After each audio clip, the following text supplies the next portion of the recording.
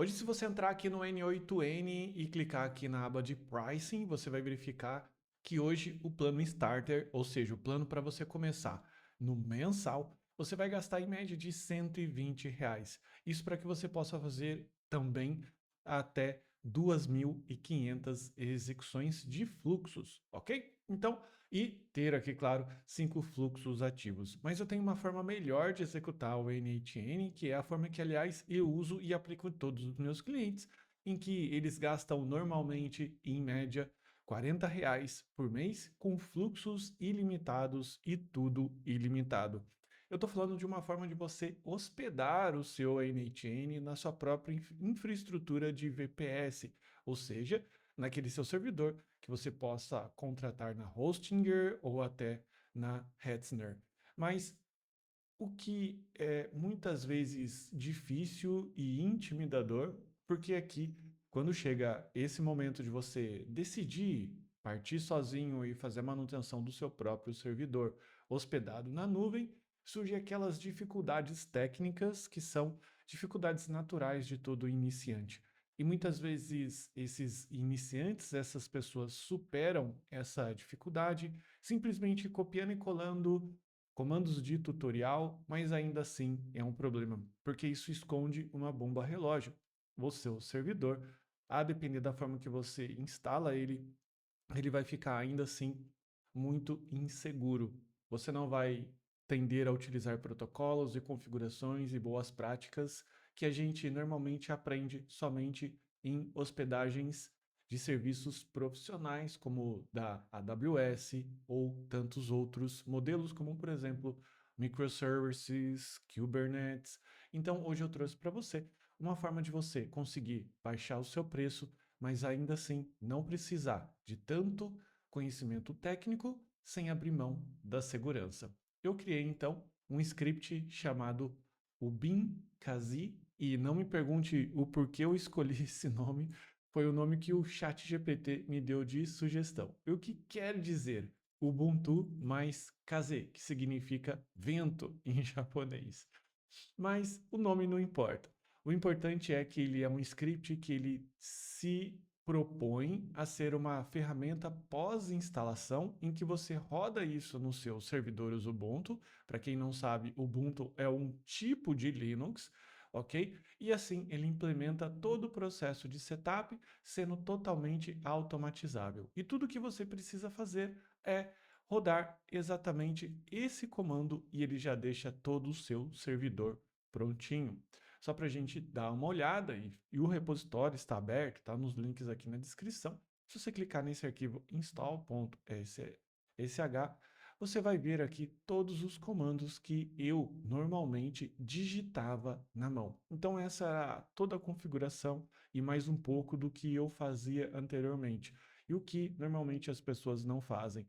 E aqui, claro que ele não é, digamos, 100% blindado, mas vai te blindar de 99% das situações que acontecem por aí. Então hoje a gente não só vai deixar o nosso servidor totalmente instalado e configurado com uma execução, mas também a gente vai colocar aqui várias stacks e eu vou começar pelo Portainer e o Traffic, que são stacks, para que você não saiba, são aplicações que você pode instalar também de uma maneira igualmente simples. E para você começar, caso você queira fazer esse tutorial, eu também indico a Hetzner, que é um tipo de plataforma de VPS que ela é muito barata. O pessoal também do Brasil gosta bastante da Hostinger, mas eu sinceramente não vejo tanta diferença assim e até prefiro essa daqui por ser mais confiável. Também algumas pessoas, é bem verdade, que preferem a DigitalOcean, outras a AWS. O mais importante é você entender que, ao contratar uma VPS, você precisa de um servidor Linux Ubuntu 20.04, nesse momento que eu estou gravando esse vídeo. E para fazer a comunicação, ou seja, para que você possa ficar no console do seu servidor, você precisa de um terminal SSH. Alguns sistemas operacionais, eles já vêm com esse cliente SSH nativo, como por exemplo o meu sistema operacional favorito, o Linux, o Arch Linux. Então ele já vem isso pronto para você. Mas se você tiver no Windows, se você tiver no Mac, o Mac também vem.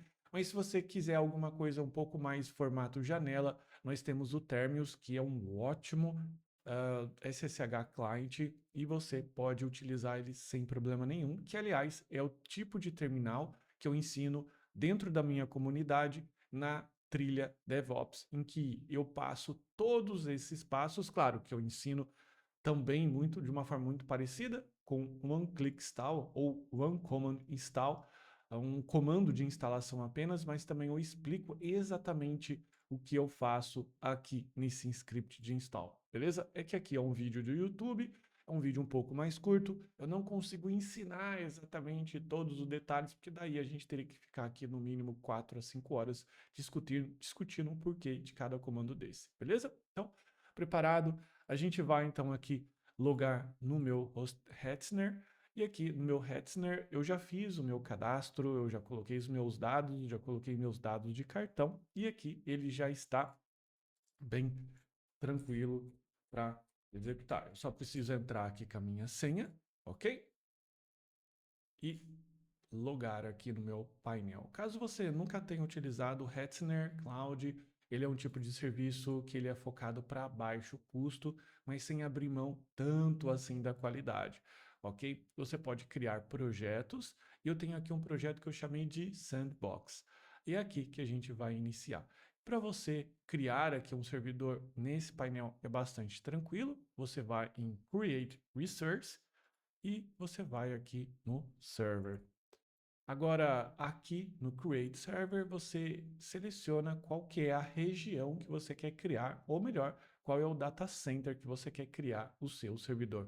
Isso porque a Hetzner, assim como tantos outros cloud providers, eles mantêm vários data centers espalhados no mundo. Quanto maior é o provedor, podemos dizer assim, a maior quantidade de data centers. Então, na AWS, por exemplo, você pode hospedar até em São Paulo, por exemplo, em que ele vai te dar uma máxima performance com relação à latência. Porque qual é o maior problema de você colocar um servidor longe do seu usuário, ou seja, longe do seu usuário, digamos, alvo. Se você estiver fazendo um serviço que é majoritariamente para brasileiros, você tem que buscar alguma coisa próxima do Brasil.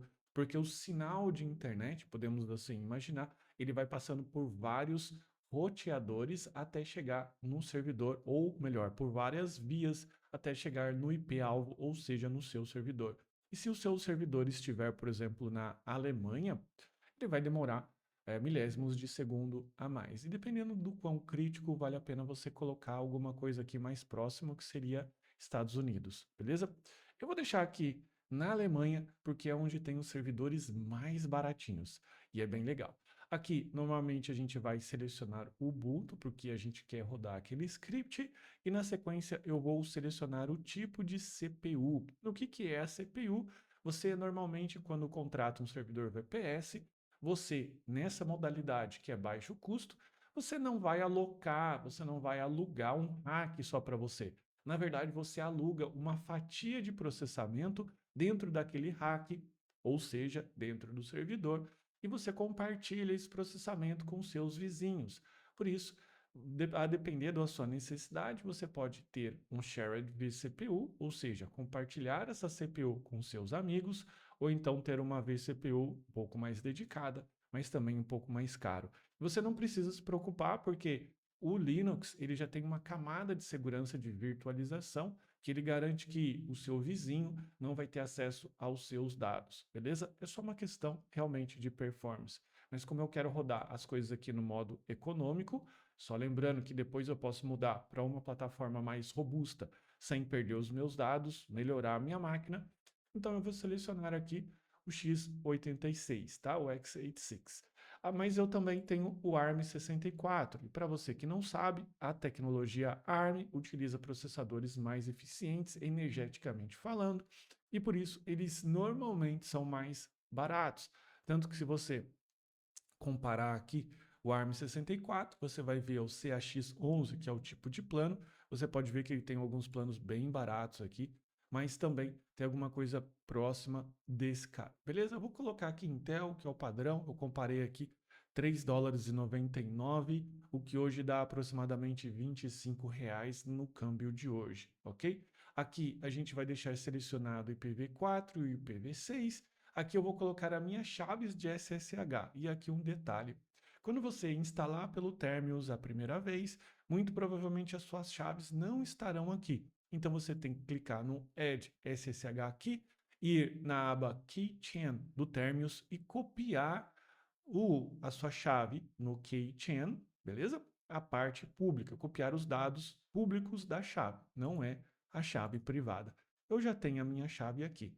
E aqui também eu já tenho um firewall. O que é o firewall? É uma parede de bloqueio que permite que você coloque somente dados de passagem das portas que você desejar. Caso o seu não tenha nenhum tipo de firewall, também não precisa se preocupar, porque a gente está fazendo aqui um teste de script para que você possa configurar em mais detalhes depois, ou até se você quiser aprender um pouco melhor como se configura do zero e como que a gente conseguiu chegar nesse script, é só você entrar aqui na nossa comunidade. Mas alguns outros detalhes, você ainda pode configurar o nome do seu servidor aqui, eu vou deixar esse nome de servidor Ubuntu mesmo. Quando você clica em criar servidor, ele vai começando a subir esse servidor e ele tem essa barrinha que ele vai chegando até 100% a depender do progresso. Beleza? É bastante rápido, o servidor também boota muito rápido e a partir desse momento você já pode rodar aqui a sua instalação.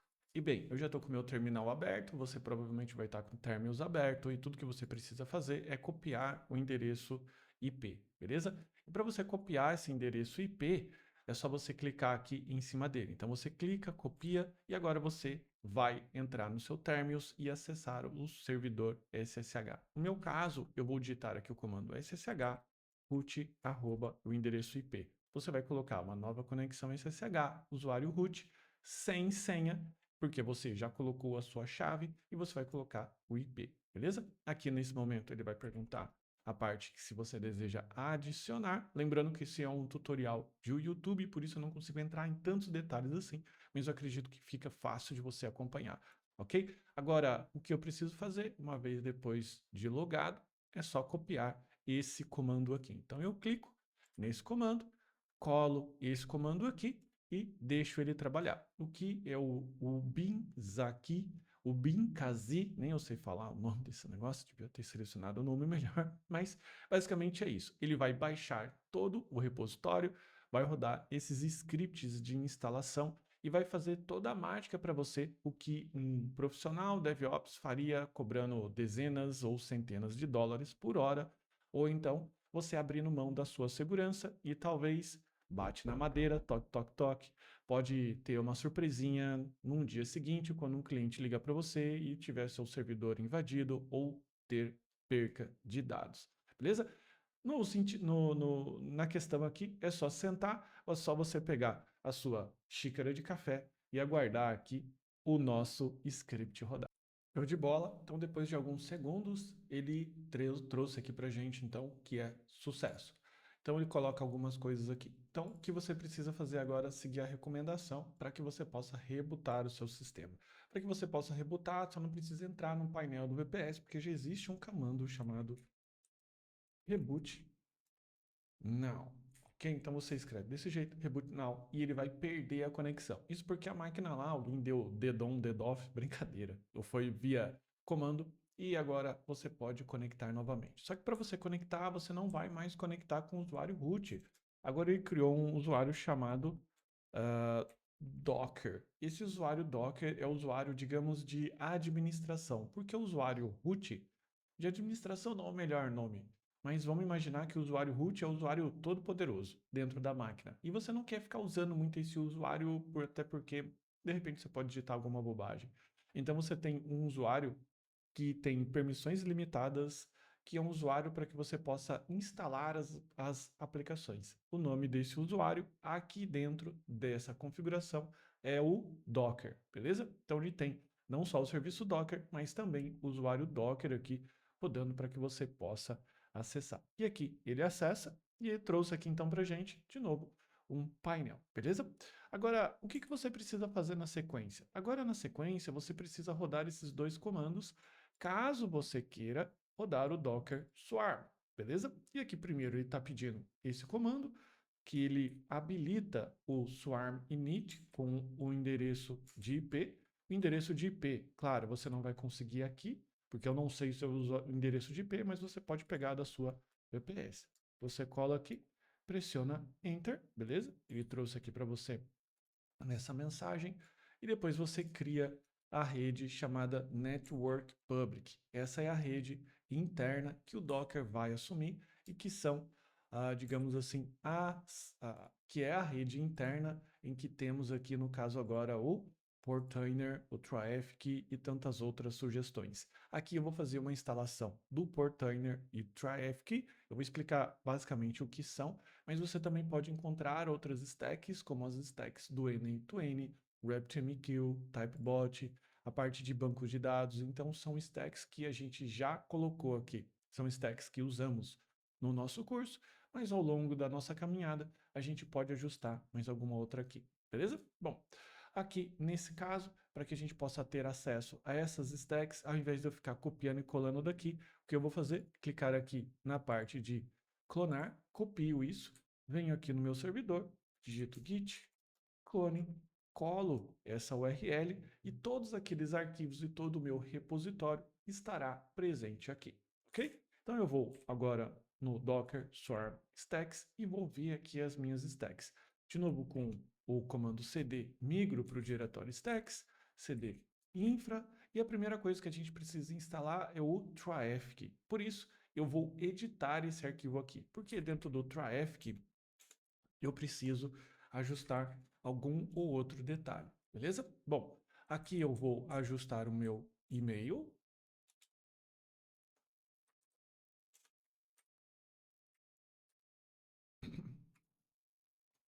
Vou sair, ele pergunta se eu quero salvar. Yes, quero salvar com o mesmo nome, ok? E agora, na sequência, eu edito o Portainer. O Portainer a gente precisa editar aqui, no caso, aonde que nós vamos rodar no sentido de endereço, ok? E aqui eu vou colocar um site que eu tenho de exemplo, que é o site chamado empreendercomia.com.br. Você vai ajustar o seu site e você vai colocar aqui Portainer, beleza? Você não precisa mais ajustar nada, isso porque a gente já veio já desenvolvendo desse jeito. Você dá Ctrl X e salva. Como é que eu faço para colocar esse serviço no ar? Bom, aqui dentro do Docker Swarm Stacks, você tem um comando de exemplo do stack deploy. Você copia esse comando, você cola esse comando, claro que a gente precisa ajustar, e aqui você precisa indicar qual é a sua stack. Então você primeiro precisa subir o Traffic, e eu vou chamar esse de serviço de Traffic. Ok? E ele está criando serviço, Traffic e tudo mais. Se você quiser verificar se o Traffic foi criado, se está tudo certo, você pode colocar aqui o comando docker ps. Você vai ver o Traffic rodando aqui. Se você quiser ver o que o Traffic está fazendo por baixo do capô, você pode colocar o comando docker logs -f e esse ID de container aqui, beleza? Você vai verificar que ele colocou aqui, ó, configuration loaded from flags, ok? Bom, agora na sequência eu preciso fazer o mesmo comando, só que ao invés do traffic eu vou fazer para o container, desculpa, para o portainer. Então vou colocar aqui, ó, ponto barra portainer e vou chamar do mesmo nome. E ele vai executar, beleza? Então agora eu vou dar o comando docker ps para que a gente possa ver esse comando subindo. Veja que o Docker ele tem que baixar a imagem, ele tem que subir algumas coisas, então ele não é um comando instantâneo que ele vai colocar assim para você e em poucos segundos, milésimos de segundos executar isso, até porque tem latência de rede, de processador e tudo mais. Então não se assuste se ele demorar tipo 10 segundos para subir, beleza? Eu vou colocar então aqui o docker logs -f. Essa etapa do logs não é obrigatória, só estou fazendo uma exploração só para você entender um pouco mais como funcionam as coisas. E aqui você vê que ele está recebendo, enfim, comandos e tudo mais. Beleza? Bom, agora que eu tenho isso aqui rodando e já está já bastante operacional, eu posso colocar aqui, ó, docker service ps para ver todos os serviços. Quando você roda esse comando docker service ps, você verifica aqui a quantidade de réplicas, o que está rodando versus o desejado. Então, eu desejo que eu tenha uma, eu tenho uma, desejo que eu tenho uma, se você entendeu, beleza? Agora, por último, o que você precisa fazer é acessar e ajustar o seu DNS. O que é o DNS? É uma forma de você traduzir o endereço IP, que é aquele endereço que tem aqui na nossa VPS, que ninguém vai lembrar, com o subendereço que você programou lá atrás, por exemplo, no Portainer. Então eu venho aqui no módulo de DNS e caso você não esteja utilizando o Cloudflare, você vai ter que procurar alguma coisa um pouco mais adequada. Eu colo aqui então o meu IP, ou então crio uma nova entrada, salvo, e agora é só digitar portainer.empreenderconhar.com.br que você vai começar a utilizar. E você ainda pode importar essas outras stacks no Portainer e começar a utilizar todos esses serviços e stacks que já estão disponíveis aqui para você. E falando em stacks, o mais legal é que você ainda pode aproveitar as minhas stacks como Evolution, Anychain, o Typebot, e você ainda pode não só aproveitar para os seus clientes de automação, mas você também pode, digamos, vender esse tipo de serviço. Você pode sublocar essa máquina que você acabou de criar, você pode subir essas stacks para o seu cliente, você pode fazer essa manutenção, você pode, por exemplo, cobrar por isso, claro, normalmente, porque você não vai estar cobrando pelo software, mas você vai estar cobrando sim pelo serviço de instalação. Ou seja, você não está, digamos, tornando-se dono do software, mas você está cobrando pelo aquele serviço que normalmente a gente cobraria por um zelador, porque você está zelando por esse serviço, você está fazendo a manutenção desse serviço. Então, basicamente, você ainda pode não só desenvolver por aplicações, desenvolver automações, mas você pode chegar para o seu cliente e dizer: ei, por que você não contrata aqui comigo um plano que eu vou rodar tudo limitado, eu vou te cobrar R$ 300, por exemplo, para rodar tudo ilimitado, vou te cobrar ainda aqui o Typebot que custa US$ 40, vou te cobrar aqui uma API de WhatsApp que hoje no Brasil está no mínimo R$ 100. Então você vai somando isso na sua stack de preço, você vai empilhando, você pode colocar ali um valor de manutenção que está incluso o valor da VPS, que a gente colocou aqui uma média de R$ 30 a R$ 50, e você pode cobrar, por exemplo, dele R$ 600, R$ 800, a depender do cliente. Se você fizer isso vezes 10, você teria então uma renda média de R$ 5.000 simplesmente para rodar esse script e colocar essas stacks. Se você também gostou dessa ideia, fica à vontade de opinar aqui. Basicamente é isso. Se você tiver mais ideias de tutoriais, se você quiser saber um pouco mais sobre essa estrutura DevOps, deixa aqui nos comentários que a gente explora um pouco mais em detalhes. E se você quiser saber como tudo isso funciona debaixo do capô, o link da nossa comunidade está aqui para que você possa se tornar um profissional também e entender exatamente o que a gente fez em todos esses pontos. Um forte abraço e eu fico com você na próxima.